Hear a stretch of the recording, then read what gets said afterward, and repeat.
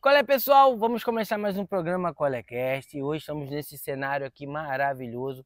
Sim, que hoje eu vim conversar com ela, que ela é especialista em questões de aprendizado. Ela vai falar melhor sobre isso, sobre os detalhes, porque hoje nós vamos conversar com uma neuropsicopedagoga. Espero ter falado certo. Vou falar com ela, Elisângela Serra. Elisângela Serra, não é isso? Isso. Desculpa, Elisângela, porque como Imagina. ficou no neuropsicopedagoga, É muito difícil, né? menina, que profissão, nome difícil é esse? É um nome difícil, porque ele abrange 3 profissões aqui, 3 ciências, né? Neuropsicopedagogia. A gente tem a questão da neurociência aplicada à educação, que estuda o sistema nervoso. Temos a psicologia cognitiva, que estuda como o indivíduo aprende e como ele recebe esse conhecimento. E tem também a pedagogia, que é a técnica, o método de ensinar. Caramba, ó, que aula! Deixa eu te falar, e quando começou essa vontade sua, essa vontade sua foi legal, né? Feio do redundante. Quando começou a sua vontade de começar a trabalhar nessa área? Foi há 2 anos atrás. Eu estava na sala de aula, alfabetizando, Uhum. e eu via no meu dia a dia as crianças com muita dificuldade. E embora eu, como professora, tentasse ajudar os meus alunos, ainda assim era muito limitado. Eu inventava jogo, criava atividade divertida, lúdica, mas ainda assim eu percebia que muitas crianças não destravavam, continuava, sabe, com uma dificuldade muito grande. Então eu comecei a fazer pós, eu fiz pós em alfabetização e letramento, fiz pós em neuropsicopedagogia. Hoje estou fazendo já outras pós, né, na área de autismo. Então, assim, quando dentro da sala de aula eu via os meus alunos com dificuldade, eu falei, opa, eu preciso fazer alguma coisa para poder ajudá-los. Elisângela, como identificar assim se uma criança ela está com preguiça ou ela está com dificuldade de aprendizado? O profissional ele precisa ter um olho clean, né? Uhum. Um professor, um pedagogo, dentro da sala de aula, ele percebe pela motivação. Por exemplo, em alguns momentos, a criança, o indivíduo, ele vai mostrar interesses. Então, eu consigo pegar esses interesses da criança, realizo uma atividade, foi do gosto dela. Beleza, ela conseguiu realizar. Mas mesmo uma atividade do gosto dela e ela não conseguiu realizar, ou ela não conseguiu terminar, não conseguiu concluir, aí eu começo a desconfiar. Poxa, é uma coisa que ela gosta de fazer, por que ela não fez? Mostrou uma dificuldade, né? Exatamente. Será que ela tem preguiça para fazer o que ela gosta? Você tem preguiça para fazer o que você gosta? Não. Não, a gente tem preguiça para fazer aquilo que a gente não gosta, né? É. Então, uma das Tipo formas é exercício essa. físico, Deus, ó, sério mesmo. Outro troço ruim, mas enfim. Pois é. Então, assim, a princípio, eu identifiquei que minha criança ela tem uma dificuldade. Então, eu vou trazer alguma coisa que é do interesse dela. Se mesmo sendo do interesse dela, ela me mostra uma dificuldade, uma desatenção, né? Não consegue concluir, aí, opa, eu preciso, né, já começar a pensar numa possível dificuldade de aprendizagem, num possível transtorno. E esse aprendizado, ele é sempre acadêmico, por exemplo, ou a pessoa com dificuldade de aprendizado, ela pode mostrar alguns sintomas em casa, assim, para o pai e a mãe que tiver uma criança, tem, seu filho está pequenininho, só para dar uma avaliada, poxa, tem alguma coisa assim, ou a dificuldade é sempre acadêmica? Por exemplo, às vezes numa tarefa, ou dificuldade talvez de executar É alguma... porque assim, a gente consegue identificar com mais facilidade em tarefas. Ah, Então, quando a criança está na escola, é muito mais fácil identificar. Porque no dia a dia é muito relativo, sabe? A criança vai sentir dificuldade, consegue perceber assim, na parte motora da criança. uhum. A criança não consegue escalar, ou a criança não consegue chutar uma bola, aí a gente consegue perceber, né? Só olhando. Mas na escola é mais, como que eu posso te dizer? É mais focado, sabe? Então, por quê? Porque suga mais. E são assuntos, né? São coisas mais complexas. Então, por exemplo, eu dou aula de português e matemática e eu percebo que meu aluno na aula de português não está indo, não está fluindo. Então, eu começo a pensar ou a investigar se é porque não está gostando da minha aula, se é porque a criança não está conseguindo, mas não está conseguindo por quê?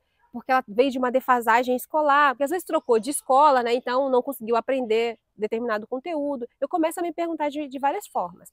Mas assim, aonde a gente consegue, de uma forma mais específica, notar as dificuldades é na escola, porque a gente vai avaliando os desenvolvimentos.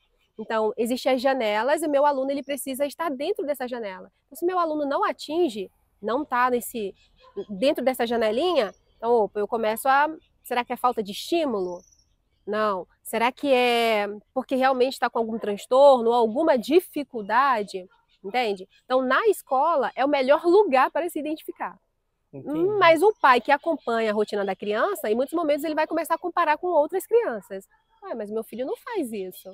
Mas o meu filho não consegue ainda chutar a bola, sabe? Então o pai, ele consegue perceber devido à observação que ele faz do filho com uma outra pessoa.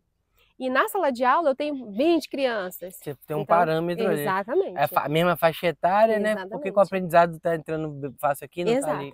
Entendi. Então, assim, eu consigo até medir o meu trabalho. Poxa, se 15 das 20 crianças, 15 estão conseguindo atingir, não é por meu trabalho, é porque alguma coisa tá pegando ali para elas. Entendi. Eu já te contei outra hora essa história, eu vou contar para a galera de casa, que quando eu entrei na escola, a minha mãe, ela já tinha me ensinado algumas palavrinhas, eu sabia escrever meu nome, sabia escrever papai, mamãe, um monte de coisinha eu já sabia. Aí quando eu entrei na época da escola, no jardim de infância, a professora falou assim, a dona Deiva, um abraço, dona Deiva, ela falou assim, não, o Thiago não pode ficar nessa sala, o Thiago já tem que ir pro CA, porque o Thiago está muito avançado e tudo mais. E eu acho que meu pai me botou num patamar danado, né? Que alegria, meu filho, o que é isso? Vamos... Altas habilidades. Vai formar um doutor. Só que quando eu cheguei no CA, eu reprovei no primeiro ano, de cara assim, ó. Plá. Caramba, foi aquela decepção, o que tá acontecendo, não sei o quê. No outro ano, né, já trocou a professora, foi a dona Joeli, que eu não sei por onde andas. Dona Joeli, se ela estiver vendo esse vídeo, se ela tá no meu coração para sempre. Dona Joeli passou umas atividades e eu firme com a outra turma, tudo certinho. E aí ela notou que eu tinha dificuldade em copiar do quadro e aprender tudo que ela explica no quadro. Aí ela foi pedir fazer um exame de vista e eu já estava com quase 5 graus de miopia. Nossa. Imagine, eu tinha uns 6 anos, né? Então até 6 anos da minha vida eu não enxergava direito e para mim todo mundo enxergava igual eu, entendeu? Igual a mim, não tinha problema. Por exemplo, ia jogar uma queimada, brincar com qualquer coisa, a bola só batia em mim. Quando eu via, bateu, entendeu? É situação difícil. Coitado, não é? gente. E aí, quando colocou o óculos, poxa, foi outra coisa, entendeu? Porque eu lembro até hoje. Aí passou a ser bom no queimado, né? Passou a ser bom nem no tanto, futebol. Nem tanto, mas pelo menos eu via. Desviava, né? Pelo menos desviava da bola. Dava pra ver, porque quando eu botei o óculos, eu chorei, eu lembro disso até hoje. Foi uma emoção, eu vi o mundo, entendeu? Os personagens de TV que eu vi com outra nitidez. Sim, foi fantástico colocar o óculos, entendeu? E isso foi graças a uma professora, é muito importante professora nessa época da vida da criança, né? Sim, com certeza. E é bacana você falar isso, para a gente ver a importância que tem um professor na vida da criança e conseguir identificar e ajudar uma criança. Então eu me sinto mais ou menos assim, sabe? Quando eu recebo alguém no consultório, que eu posso ajudar e que eu consigo ajudar na evolução dessa criança, eu choro, porque Legal. É algo muito especial. E essa professora, ela foi, nossa, uma baita de uma professora. Ela matou a charada. Exatamente. E você trouxe um joguinho aí? Eu trouxe um joguinho aqui, é um labirinto. É um desafio para você, né, Thiago? É um labirinto. E coisas simples, sabe? Às vezes a gente acha que é só uma brincadeira, um joguinho, mas que envolve tanta parte do nosso cérebro, coordenação motora, a questão visoespacial que nós comentamos, né, de você conseguir olhar para o quadro e depois você voltar na mesma linha para continuar copiando, a questão de planejamento, de estratégia que você precisa ter para trazer essa bolinha até aqui no final, sem deixar cair, né, nesses coloridos. E são coisas que aparentemente é uma brincadeira, mas quando ela é bem dirigida e bem intencionada, traz muito resultado para a criança. Caramba. E aí eu trouxe para você. Eu vou botar o vídeo aí de eu tentando no final, mas vou explicar aqui, ó. A bolinha, ela parte daqui e ela tem que entrar aqui, né? Posso Isso, dizer que é uma caçapinha, isso, né? isso. Isso. Só que não pode deixar cair nos pontos coloridos, são fundos, tá vendo? Não é isso? Isso. Se deixar cair, Caramba! tem que voltar. Vou colocar o vídeo aí no final para vocês rirem de mim. No final vai estar eu fazendo aí esse desafio. Guarda a bolinha, que até um cachorrinho, o Billy, tá passando aqui. O Billy pode pegar. Daqui a pouco, E, Elisângela, a criança aprende brincando? aprende brincando. E essa é a melhor parte, né? É Poxa, trazer leveza para a vida da criança. Antigamente era um sistema mais tradicionalista, né? Você tinha que repetir, decorar. Hoje não. Hoje temos tantas coisas ao nosso favor, a tecnologia mesmo. Então, sim, aprende brincando. Inclusive, eu tenho uma cliente e ela é muito do sensorial, sabe? Então, eu tenho que fazer muitas atividades ó, sensorial com ela, para ela poder aprender e ser alfabetizada. Então, assim, é brincando. Porque com ela não rola essa questão de escrita, essa questão de copiar, não dá, tem que ser de forma assim bem extrovertida. porque é interessante, porque é uma visão minha. Eu, como eu sou da geração X, né, que fala, né, eu sou a última Uhum, geração aí dos anos 90 e tudo uhum. mais, a gente tinha uns tipos de brincadeiras que hoje você não vê tanto na rua. O tal da queimada, era a brincadeira do garrafão, que nem era saudável, mas a gente brincava. Você não chegou o garrafão não, que você é menina, Não, né? Pois não. é, e é jovem também, eu tô velho. Garrafão, desenhava um garrafão no chão, e um tava no garrafão, esse cara tava com o pique, né? Uhum. E os demais ficavam com o pé para dentro do garrafão e o outro para fora. E esse camarada que estava dentro do garrafão, ele tinha que pisar no pé. Nossa, É. Se conseguisse pisar, esse aí camarada que foi, trocava. esse que foi pego, ele tinha que correr uma distância de uns 100 metros para botar a mão num poste. Gente, Até lá a galera ia atrás batendo. que A tortura, gente não era muito gente, mas enfim, que tortura. não, mas assim, futebol, queimada, essas brincadeiras, pique-esconde, pique-tá, polícia e bandido, não se vê muitas ruas Não, hoje com isso. Isso atrapalha um pouco no muita desenvolvimento? coisa, É mesmo, muita é muito coisa. eletrônico É hoje, muito né? eletrônico, isso causa um estímulo em excesso. A gente sabe que tudo em excesso faz mal. Uhum. Então, a partir do momento que a criança troca o brincar, né, o ar puro, o correr pela tecnologia, isso causa um estímulo em excesso. E aí traz vários prejuízos, como a desatenção é uma delas, né? A gente tem Atrapalha na desatenção, é mesmo? atrapalha na atenção da criança. Então, uma criança Atrapalha na desatenção foi ótimo. Atrapalha na atenção. atrapalha na atenção. Pode trazer alguns problemas de visão também. Então, eu tenho pessoas na minha família, crianças, que, portanto, ficar com a tela assim o tempo todo, sabe? Começou a ter problema na estrutura mesmo do olho. E Caramba. aí precisa usar óculos, né? Precisa fazer todo o processo de correção. Eu fico pensando que na minha época, quando a gente passava do horário, igual agora estamos entardecendo aqui, por isso está escurecendo um pouquinho aí na imagem, mas a mãe ia buscar para botar para dentro de casa. Hoje a mãe praticamente tem que implorar para o filho ir para a rua, né? Sair, Ver um pouquinho do exatamente. belo, contemplar o belo. Isso está afetando muito mesmo, Muito, então. muito. Afeta a questão de desenvolvimento mesmo do corpo, estrutura de corpo, coordenação. Então, tem crianças que não sabem correr, tem crianças que não sabem chutar uma bola. Isso por quê? Por falta de estímulo, né? O que a gente fala. Subir numa árvore, a gente subia Exatamente, muito para pegar exatamente. fruta. Pois é. Então, Caramba. traz problema para o corpo da criança, para a mente da criança. Você que é pai e mãe, tá com esse moleque aí, essa menina deitado o dia inteiro no sofá, jogando videogame, vendo série, tem que botar para brincar. Tem que botar para estimular esse corpo, mexer o corpo, precisa. Interessante, eu fico pensando que, cara, a primeira vez que eu ganhei uma bicicleta também foi um marco, foi uma... Ah, hoje eu nem gosto, mas enfim. Mas quando eu era criança eu gostava muito. Hoje você não vê muito, né? Não. As ruas cheias. Infelizmente, Thiago, infelizmente. E que toque você pode dar aí para um pai, uma mãe que tá com essa dificuldade em casa de o filho não querer sair, brincar, fazer coisas que eles faziam. Talvez se sujar com terra, brincar no culama, né? Isso é bom, né? Ou não? É muito bom, claro. É muito bom.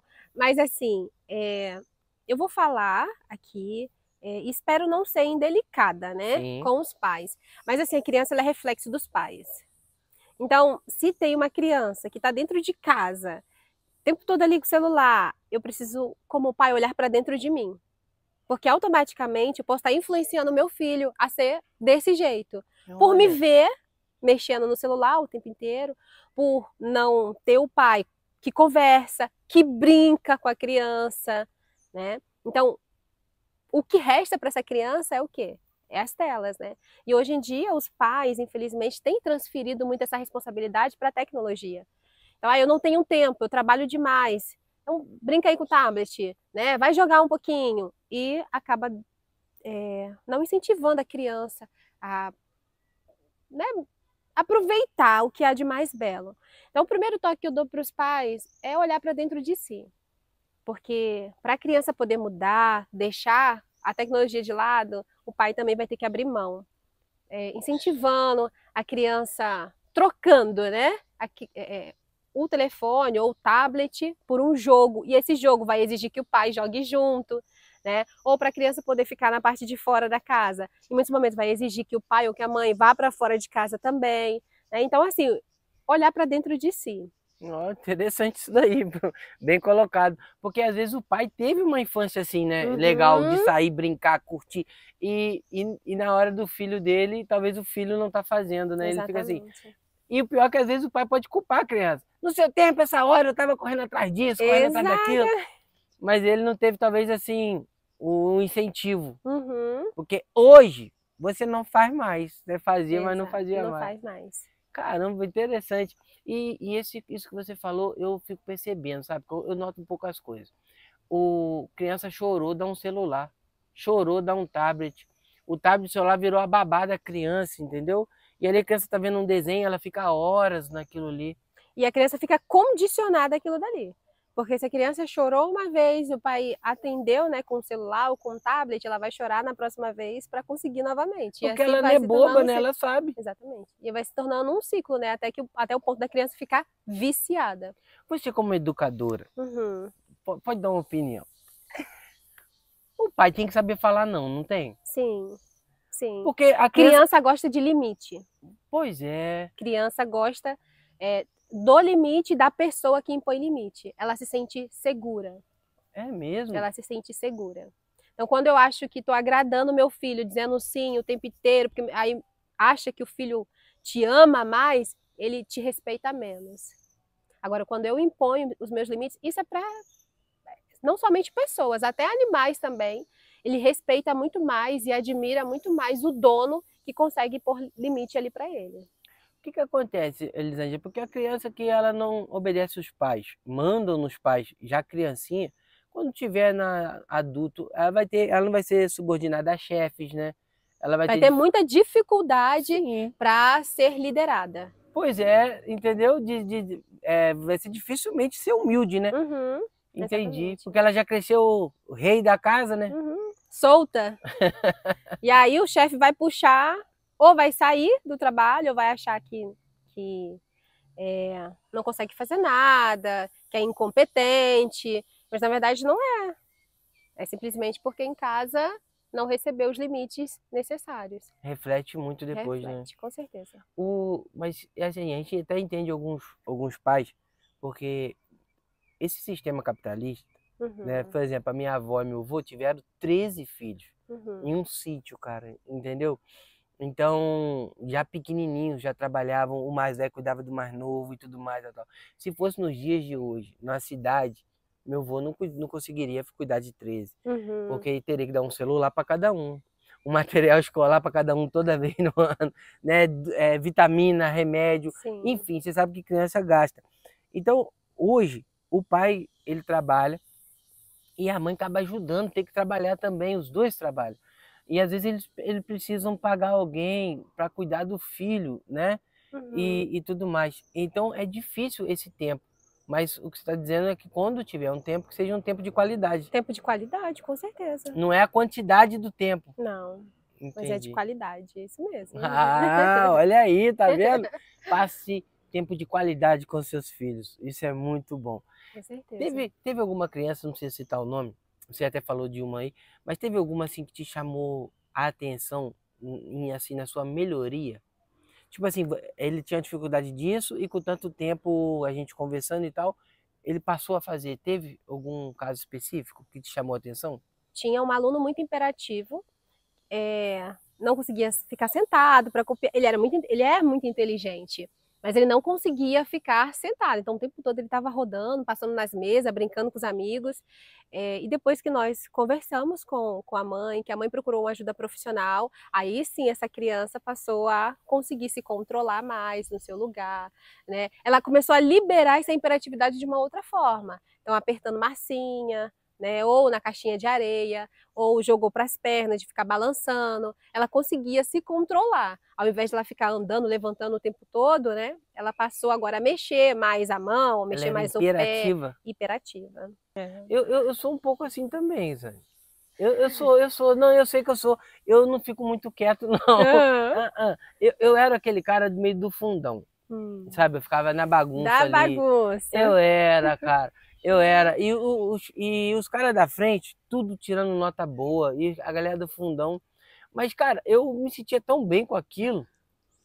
E aí eu falava com meu pai assim, pô, os caras tudo tirando A, tirando B e tal, né? Assim.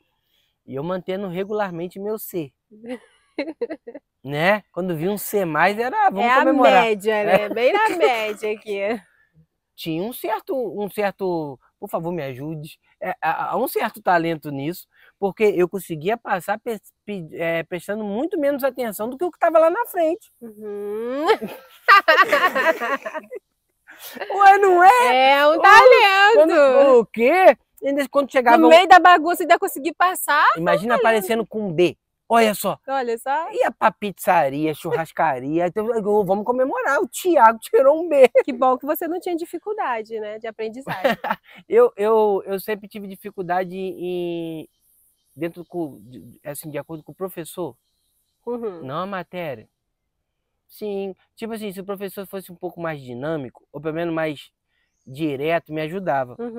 Mas sabe aquele professor que dá uma volta assim no assunto e tudo mais, e tu vai fazendo assim.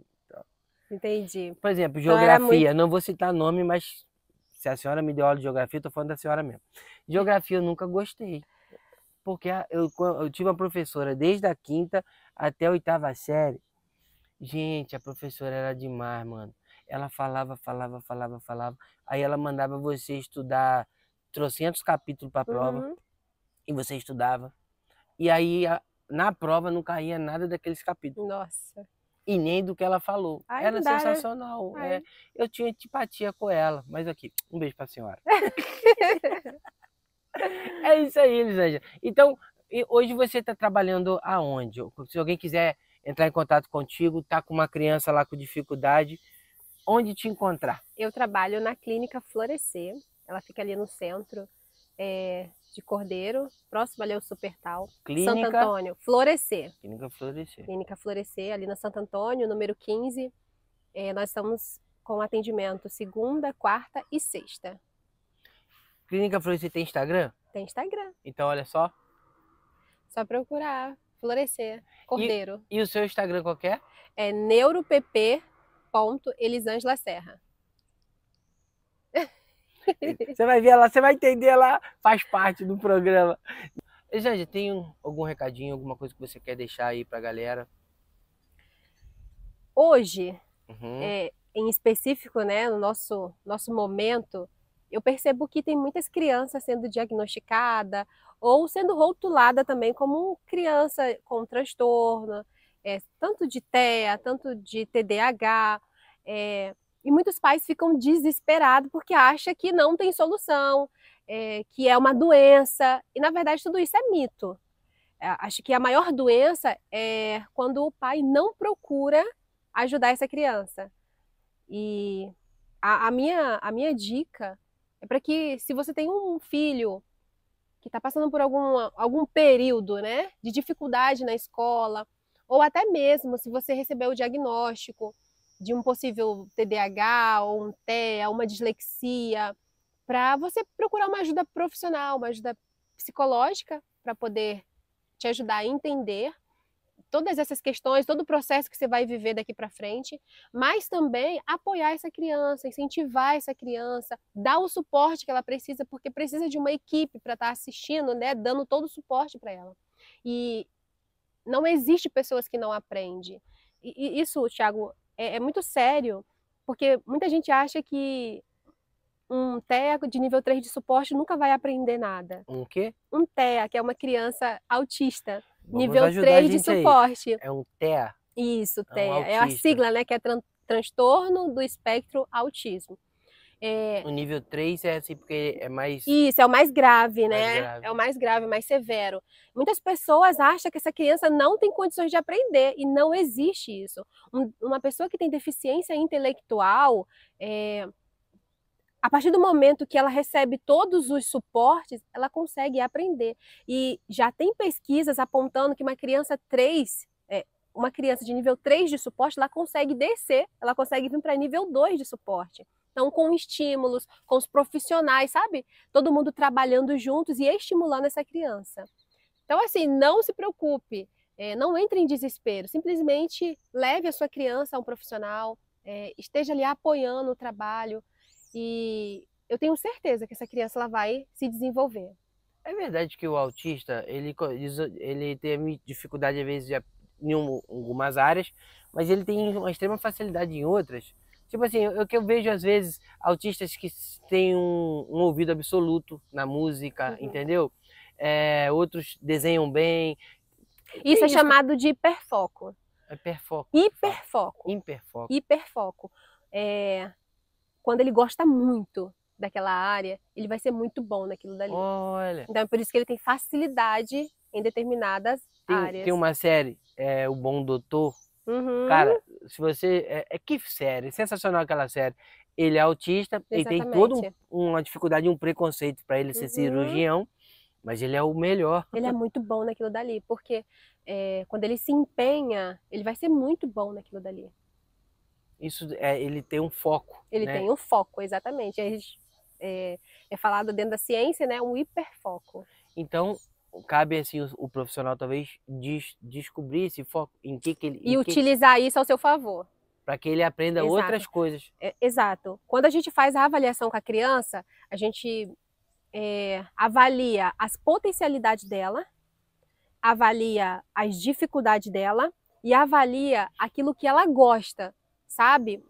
Porque a partir do que ela é boa e a partir do que ela gosta, eu consigo trabalhar toda a dificuldade dela. Caramba, que trabalho bonito, né, cara? Parabéns, eu acho isso muito legal. Bom demais. E esse foi mais um Colecast. Estamos escurecendo aqui e eu gostaria de deixar um abraço para vocês.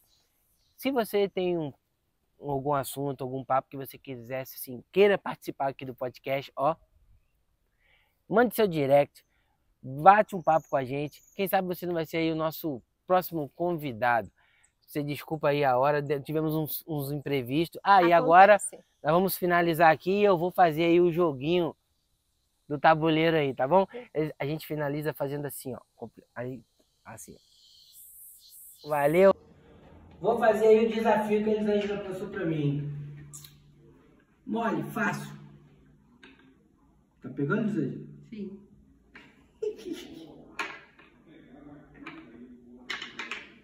Olha aí. Aí tem que voltar lá? Tem que voltar do começo. Meu Deus. Estratégia de planejamento aí, ó.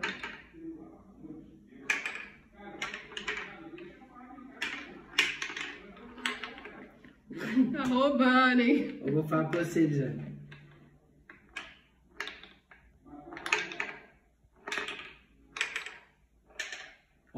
Peguei um jeito aqui. Mas o de lá me arrebentou.